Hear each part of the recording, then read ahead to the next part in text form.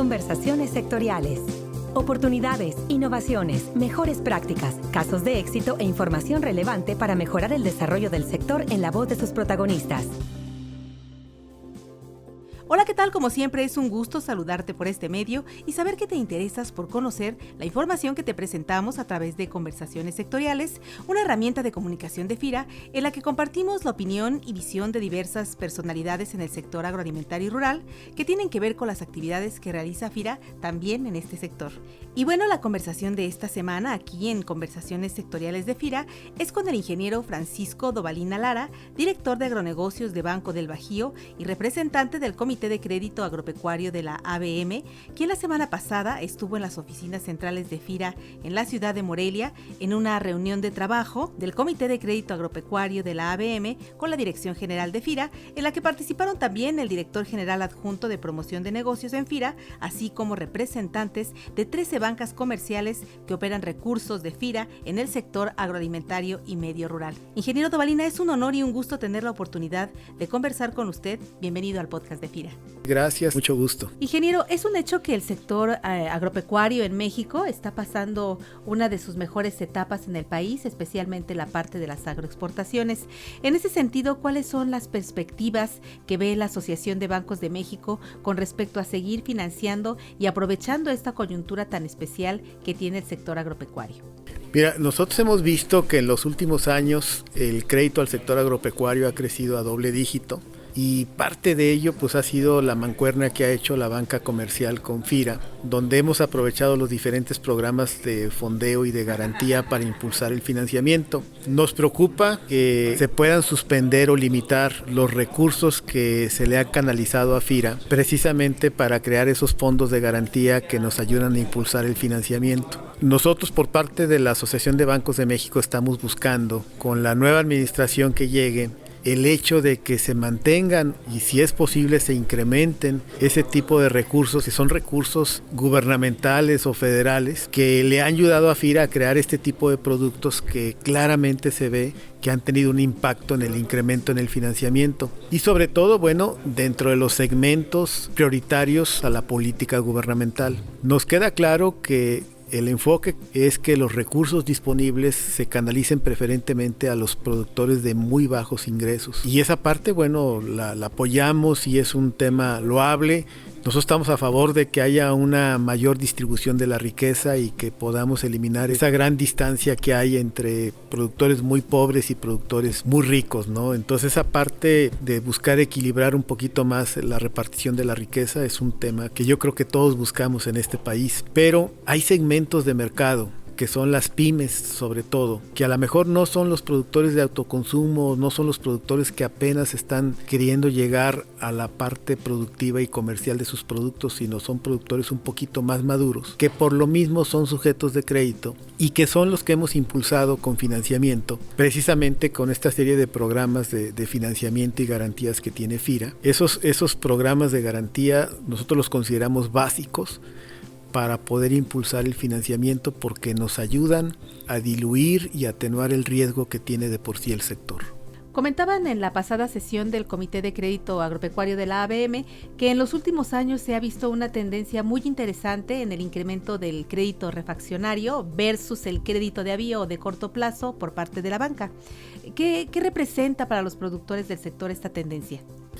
Bueno, definitivamente siempre hemos ido de la mano de la banca de desarrollo y eso ha ayudado a que cada vez haya más intermediarios atendiendo al sector agroalimentario. Recordemos que la crisis del 95 prácticamente retiró a la banca en la atención del sector agroalimentario y precisamente gracias a que la banca de desarrollo empezó a crear productos para volver a incentivar el financiamiento por parte de la banca comercial, es que pues poco a poco se ha logrado que la banca vuelva a atender al sector agroalimentario. La prueba está en que hoy en día, pues FIRA ya tiene 24 intermediarios financieros bancarios activos en toda esta operación. Yo creo que ahí la banca pudiera participar en empezar a tomar esos grupos de productores ya graduados, que empezar a desarrollar la financiera nacional, por ejemplo, si le asignan ese segmento de mercado, y que ya una vez desarrollados y graduados y ya con una parte muy madura de participación en la parte productiva, donde ya no sea subsistencia, sino ya sea comercialización sustentable de sus productos, que los hagan sujetos de crédito. Ahí es donde se puede dar la oportunidad de que la banca los empiece a cachar y los termine de desarrollar a través de ciertos programas que puedan incentivar esa parte. Para mí lo crucial para que estas pequeñas unidades sean sujetas de crédito dependen mucho del tema de organización.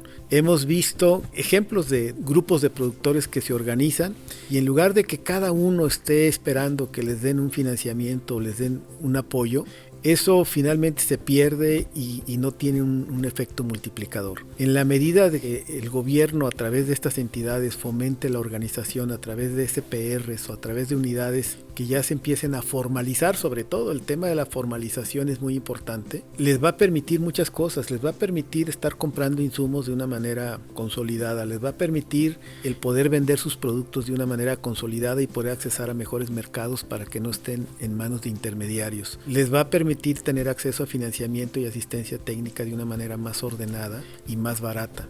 Entonces, para mí el tema no es que sigamos manteniendo a estos productores de manera individual. Se tienen que buscar esquemas de organización para que puedan tener ellos un valor agregado.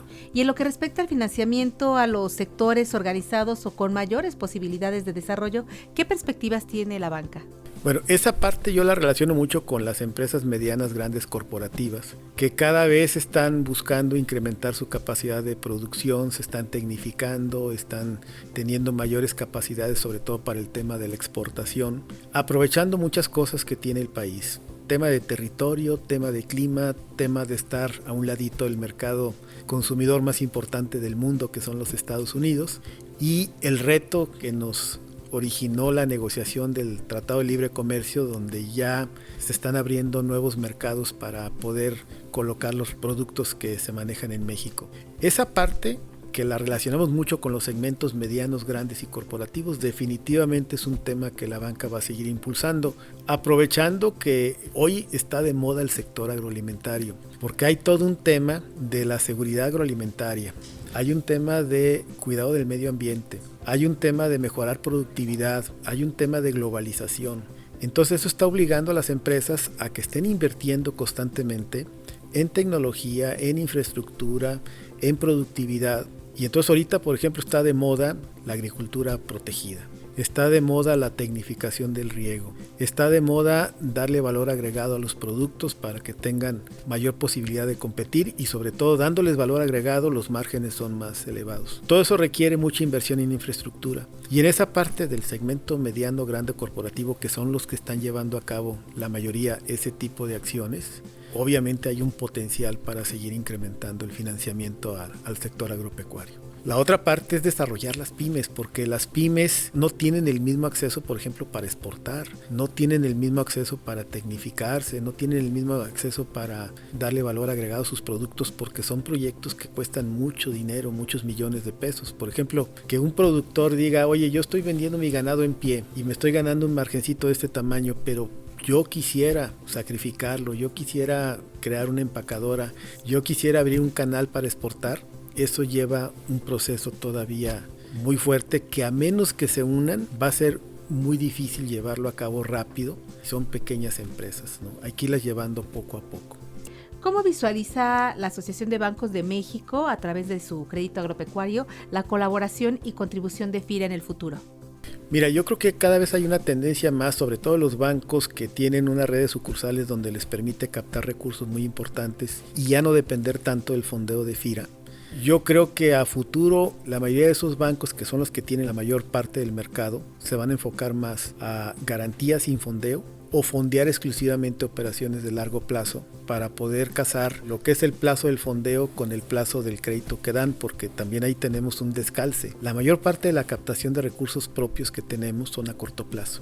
Y con esos recursos muchos bancos estamos dando crédito a largo plazo y ahí hay una presión de falta de liquidez o de descalce. Entonces, para nosotros es muy atractivo que FIRA siga siendo una buena fuente de fondeo para largo plazo. Sobre todo los bancos que luego no tenemos ese fondeo de largo plazo. Entonces, yo yo por ahí veo el futuro, ¿no? De que FIRA se pueda convertir más en una banca de garantías y de fondeo a largo plazo que en una banca de fondeo de corto plazo, al menos en el tema de los bancos que tenemos hoy en día una fortaleza en la parte de captación. Habrá bancos que son nuevos, que son de nicho, que al no tener una red de sucursales se les complica un poco más el captar recursos, aunque hoy en día ya están buscando mecanismos para captar sin necesidad de tener sucursales, ¿no? De abrir una cuenta por internet, poder utilizar los teléfonos móviles para hacer sus transacciones sin que necesariamente tengan una red de sucursales. Entonces todo el tema de fintech es un tema que está ayudando a los bancos nuevos y a nuevas entidades a hacerse de recursos baratos para luego colocarlos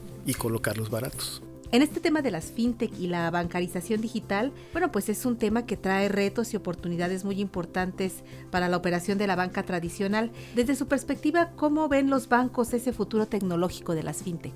Bueno, en el tema de las fintech es un tema que le preocupa a la banca porque la banca no quiere quedarse atrás y hay que romper el esquema de las sucursales porque es un esquema caro. Si ya hay otras entidades que sin necesidad de hacer esa inversión le dan al público la posibilidad de abrir una cuenta o de mantener depósitos sin tener esa red de sucursales, pues la banca se tiene que ir hacia ese esquema para no perder competitividad y para estar pues dentro de la actualidad. Y ahora la actualidad nosotros le llamamos la banca digital.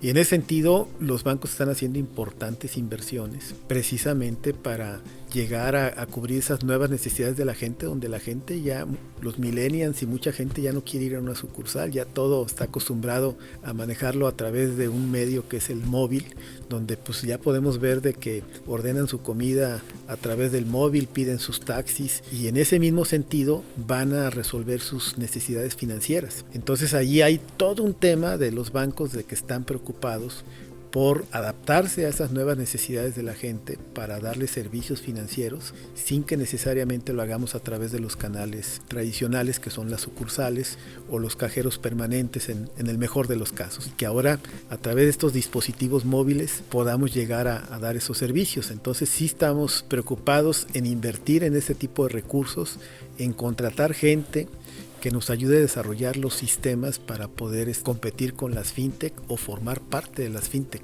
Y bueno, en ese sentido también la banca de desarrollo tendrá que subirse a ese futuro tecnológico de la operación de las fintech, ¿no? Definitivamente. Hemos avanzado mucho porque hoy para operar con la banca de desarrollo pues estamos conectados a los sistemas de FIRA y lo hacemos de una manera remota y FIRA nos da facultades para estarlo haciendo sin pedirle permiso, ¿no? Y ya una operación que yo quiera descontar, pues la opero, la transmito y en cuestión de minutos me está llegando el SPEI con los recursos. En esa parte hemos avanzado mucho. Pero ese es a nivel banco, ahora lo tenemos que transferir a nivel del usuario de la banca, ¿no? Ojalá que el usuario pudiera autoservirse, enfondearse o garantizarse con FIRA sin hacer un proceso a través de la banca.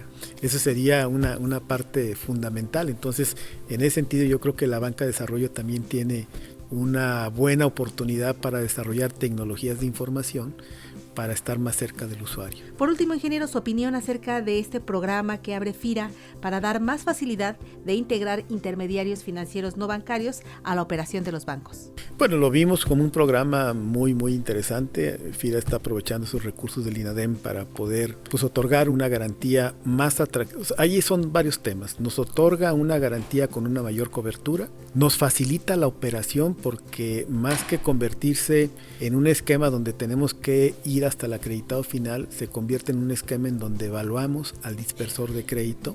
Eso facilita mucho la operación, la supervisión, la colocación de los créditos. Entonces en general lo vimos como un programa muy atractivo para atender ese mercado de las parafinancieras o de los dispersores de crédito, que igual son productores en su mayoría de bajos ingresos, que forman parte del objetivo que busca FIRA, ¿no? Y que ahí la banca ha estado participando de una manera activa. Lo que buscamos es que más bancos estén operando con parafinancieras, porque sí reconozco que de los 24 bancos que operan, habrá 6 bancos que manejan ese esquema de dispersores de crédito. Entonces yo creo que con esto busca FIRA que no nada más se se facilite la operación a los bancos, sino que más bancos se animen a apoyar a pequeños productores a través de dispersores de crédito.